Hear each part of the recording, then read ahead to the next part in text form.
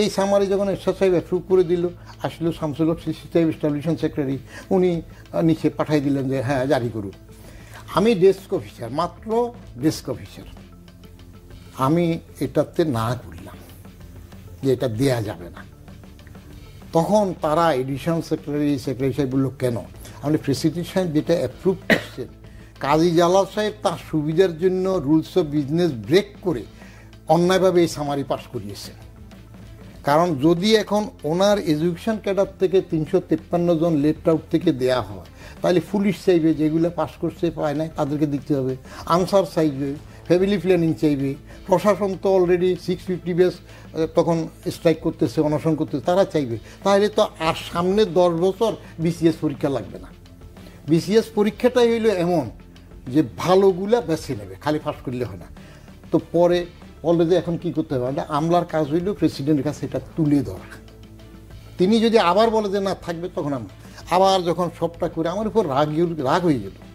আপনার এই যে এতক্ষণ আপনারা মানে আমলাতন্ত্র নিয়ে অনেক নিজের অভিজ্ঞতা বললেন জনাব বদিউর রহমান, এই আমলাতন্ত্র বা এই পুলিশের এই চক্রটা যদি ভাঙা না যায়, তাহলে জুলাই বিপ্লবের আন্দোলন বা নতুন বাংলাদেশের স্বপ্ন আমরা দেখছি, সেটা বাস্তবায়ন আসলে কিভাবে হবে? একটু আবার গ্যাপ থেকে যাচ্ছে। শুধু পুলিশ বা আমলা না, সব পেশার ভিতরে এই চক্র ছিল এবং রাজনীতিবিদদের ভিতর ছিল বড় আকারে। কারণ নীতি নির্ধারক তো তারা, সমস্ত নষ্টের মূলটা ওখানে রাজনীতিতে। হ্যাঁ, ফ্যাসিজমটা কিভাবে আসছে আপনি দেখেন। অন্যরা তো সুযোগগুলি নিবে, কিন্তু সেই সুযোগ যাতে না নেয়, আমার জনগণের প্রতিনিধিকে, পলিটিশিয়ান, এক্স্যাক্টলি সবকিছু নির্ভর করবে দিন শেষে রাজনীতিবিদদের উপরে। যেমন ধরেন ক্ষমতার ভারসাম্য বিষয়টা খুব জরুরি। এটার জন্য খুব বেশি যে আপনার অপেক্ষা করতে হয় সেটা না, যে প্রধানমন্ত্রীর ক্ষমতাটা কি থাকবে, প্রেসিডেন্টের ক্ষমতাটা কি থাকবে, ভারসাম্যটা কিভাবে হবে, এরকম ছোট ছোট কিছু বিষয়ে সমাধান দিতে তো 1 থেকে 2 বৈঠকই যথেষ্ট। আমার মনে হয় না যে কোনো রাজনৈতিক দল আছে যারা এটার বিরোধিতা করবে। তো এই জিনিসগুলি নিয়ে যদি এখন ঐক্যমত, আমার কথা হচ্ছে ক্ষুদ্র পরিসরে ঐক্যমতটা হোক না, তারপর আমরা আস্তে আস্তে ধাপে ধাপে আগাই। একদিনে কিন্তু সব বিষয় নিয়ে ঐক্যমত হবে না। যেমন অর্থনীতির বিষয়টা এখন অগ্রাধিকার দিতে হবে, বিচারের বিষয়টাকে অগ্রাধিকার দিতে হবে। এই যে স্বৈরশাসন বলতেছি, এখানে দাবড়াই বেড়াচ্ছি ওখানে, এগুলি দিয়ে কোনো লাভ হবে না যদি স্বৈরশাসকের মানে আইন বহির্ভূত কাজগুলোকে চিহ্নিত না করতে পারেন। বিচার বহির্ভূত হত্যাকাণ্ড, গুম, খুন, এগুলি কারা করেছে, কিভাবে করেছে, কার দায়, এগুলি যদি চিহ্নিত করতে না পারেন, শুধু যদি আপনি অন্যান্য বিষয় নিয়ে দৌড়ান, তাহলে কিন্তু ভবিষ্যতে আপনি যে এই যে স্বৈরাচার বললেন, ফ্যাসিজমের কথা বললেন, সেটার কিন্তু আর সেই কথাগুলি মূল্যহীন হয়ে যাবে। এবং আপনি কিভাবে ফ্যাসিজমের থেকে দেশকে বাঁচাবেন, ফ্যাসিস্টের বিচারটা করেন না। এবং সে বিচার নিয়েও তো আমরা দেখলাম যে একটু বিতর্ক তৈরি হয়েছে, যে রায় কবে হবে একজন জাতির সামনে তুলে ধরা উচিত। আমি ব্যক্তিগতভাবে মনে করি সবকিছুই জাতির সামনে এখন তোলার ব্যাপার আছে। জাতীয় নিরাপত্তার বিষয় নিয়েও কথা বলা উচিত। কেমন? যেমন ধরুন এই মুহূর্তে আমাদের দেশ নিয়ে যে ধরনের অপপ্রচার চালানো হচ্ছে বিশেষ একটি দেশ থেকে, এইটাও কিন্তু আসলে ভালো ইঙ্গিত দিচ্ছে না।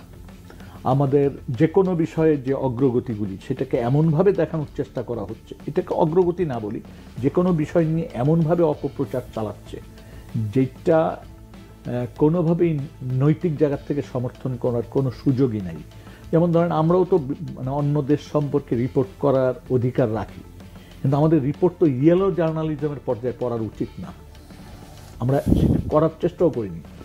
এবং দেখেন এই দেশ নিয়ে এখন যেটা হচ্ছে, যে কোনো ঘটনায় আমি দেখছি যে পার্শ্ববর্তী রাষ্ট্রে যেখানে স্বৈরাচার আশ্রয় নিয়েছে, সেখান থেকে এমন ধরনের অপপ্রচার চালানো হয় যেটি কোনোভাবে সমর্থন করার কোনো সুযোগই নেই, বা বিশ্বাস করা বা ওইটাকে গ্রহণ করা সুযোগ নেই, বা ওইটাকে হজম করা সেই সুযোগ কিন্তু নাই। কিন্তু সেটা কাউন্টারকে আমরা দিতে পারছি।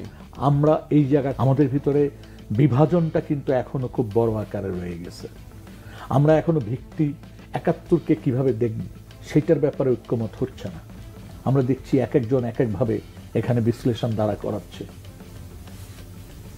আমি শেখ হাসিনার অপরাধ বা যারা অপরাধ করেছে তাদের ক্ষমা করার কোনো সুযোগ দেখি না, কিন্তু যে ব্যক্তি এটার ভিতরে নেই তাকেও আপনি প্রশ্নবিদ্ধ করতে পারেন না। এই জিনিসটাও আমাদের মনে রাখতে হবে। এখন এই যে আপনি ভারতের কথা সরাসরি বললেন, আগামীতে যারা রাজনৈতিক সরকার যারা ক্ষমতায় আসবে তাদেরকেও তো আসলে এই ভারতকে মোকাবেলা করতে হবে। আপনার মনে হয় যে ডক্টর ইউনূস থাকা অবস্থায় ডক্টর ইউনূস যেভাবে মোকাবেলা করছে, আগামীতে যারা ক্ষমতায় আসবে তারা এইভাবে মোকাবেলা করার আমার কাছে এই জায়গাটাতে শক্তি পাবে? সন্দেহ সন্দেহ আছে। আমি সন্দেহ পোষণ করছি, কারণ দুর্ভাগ্যজনক হচ্ছে বাংলাদেশের রাজনীতিবিদরা গত কয়েক যুগ ধরে ভারতের মুখাপেক্ষী যেভাবে হয়ে বসে আছে। আপনি দেখেন, ভাবেন তো একবার যে ভারতের একজন সচিব, পররাষ্ট্র সচিব, সে এসে বাংলাদেশের রাজনীতিতে কিভাবে মানে চাকা ঘুরিয়ে দিল। এরশাদ সাহেবকে নির্বাচনে নিয়ে আসা, খেয়াল করে দেখেন তো, ওই যে পররাষ্ট্র সচিব ছিল কি ভদ্রমহিলা, সুজাতা সিং, এই কথাটা তো দিবালোকের মতো সত্য। এবং এটাও সত্য যে বাংলাদেশের 5ই আগস্টের হওয়ার আগ মুহূর্ত পর্যন্ত বাংলাদেশের অধিকাংশ মানে অনেক রাজনীতিবিদ মনে করতেন যে ভারতীয় সমর্থন ছাড়া কোনো কিছু করা যাবে না, নির্বাচন করা যাবে না, আন্দোলনে জয়লাভ করা যাবে না, সরকার গঠন করা যাবে না, সরকার পরিচালনা করা যাবে না, এরকম একটি মানে ইয়ের মধ্যে কিন্তু আমাদের বসবাস। বাস্তবে কি সেরকমই পর্যায়ে? তো আওয়ামী লীগ সরকার তো পরিস্থিতিটাকে সেদিকেই নিয়ে গিয়েছিল যে ভারতের মুখাপেক্ষী হওয়া, ভারত ছাড়া ক্ষমতায় যাওয়া যাবে না। আমাদের দুঃখ হলো আমরা যে জায়গায় আস্থা রাখি যে রাজনীতিবিদ আসলে চেঞ্জ হবে মনে করি, কিন্তু অবস্থা হয়ে যায় যে যায় লঙ্কা সে হয়ে যায় রাবণ। আপনার খেয়াল থাকবে শেখ হাসিনা প্রথমবার 19 বছর পরে ক্ষমতায় আসার, 21 বছর করে না, 21 বছর পরে ক্ষমতায় আসার সময় মাথায় পাগড়ির মতো একটা পট্টি বাঁধা বলছিল যে একবার ভোট দিয়ে, এটার ব্যাখ্যা পরে কিভাবে হইল দেখেন না কি করি। এখন টোটাল এখনো বাংলাদেশের 2টা বড় দলের রাজনীতি তো পরিবার কেন্দ্রিক। আপনি আলীর পোস্টারগুলোর মধ্যে কি দেখতেন? বঙ্গবন্ধু, আচ্ছা জাতির পিতা হিসাবে ওনাকে না হয় দেখাইতো, তারপরে যাইয়া এই মাঠ কামালের, এই মাঠ জামালের, এবং জাতীয়ভাবে ওই যে শেখ রাসেলের জন্য জন্মদিনও পালন করলো জাতীয়ভাবে। পারিবারিক দল হয়ে গেল। এতে একটা ভালো হয়েছে, এখন যদি তারেক গিয়ে আসে তাহলে কোকোর জন্য আবার রাষ্ট্রীয়ভাবে করতে পারবে, নদীর আছে বলে সেটার একটা পথ হয়তো সুগম করলো। পারিবারিক দল হয়ে যায় সবটা নিজেদের।